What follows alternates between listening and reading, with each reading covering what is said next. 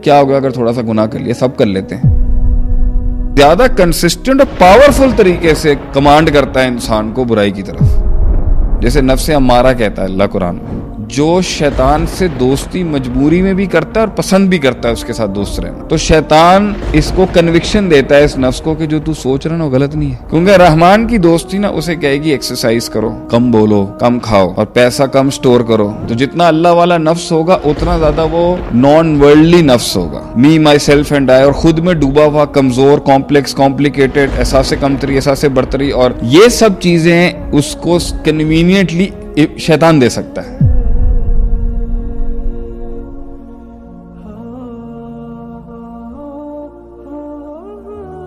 We need to study more. ہمیں اور جاننا پڑے گا کہ بھئی کون سا نفس شیطان سے بات کرتا ہے اور کس نفس سے شیطان بات کرتا ہے، اور کون سا نفس شیطان کو مارتا ہے اور کس نفس سے شیطان ذرا دیکھ داکھ کے بات کرتا ہے. There is a battle going on inside.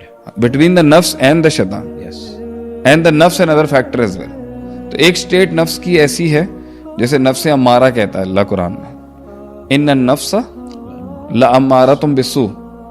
Anna لگایا اور ان نفس کی ہے اور امارہ کی میم پہ تشدید ہے.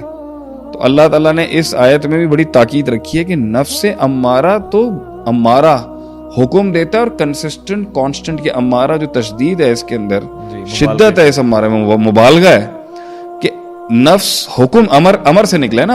امارہ بہت زیادہ کنسسٹنٹ اور پاورفل طریقے سے کمانڈ کرتا ہے انسان کو برائی کی طرف.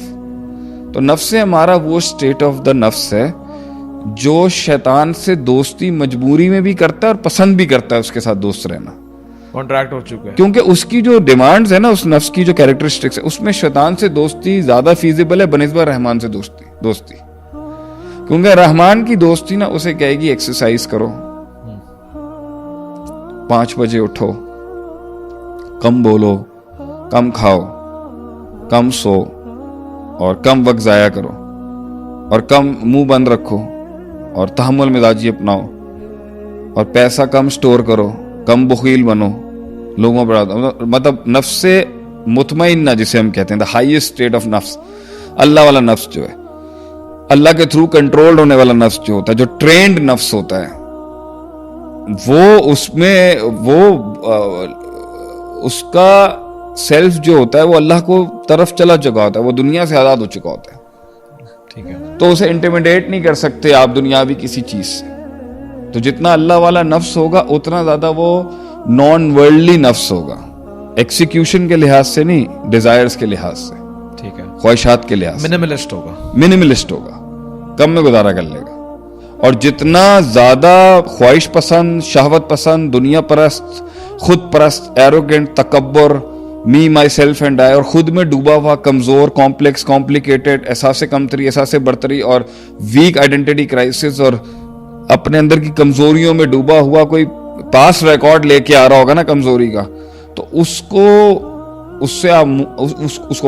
فضولیات پسند ہوں گی، اس کو لہو پسند ہوگا، لغو پسند ہوگا، اس کو irrelevant چیزیں پسند ہوں گی، اسے ٹائم ضائع کرنا پسند ہوگا.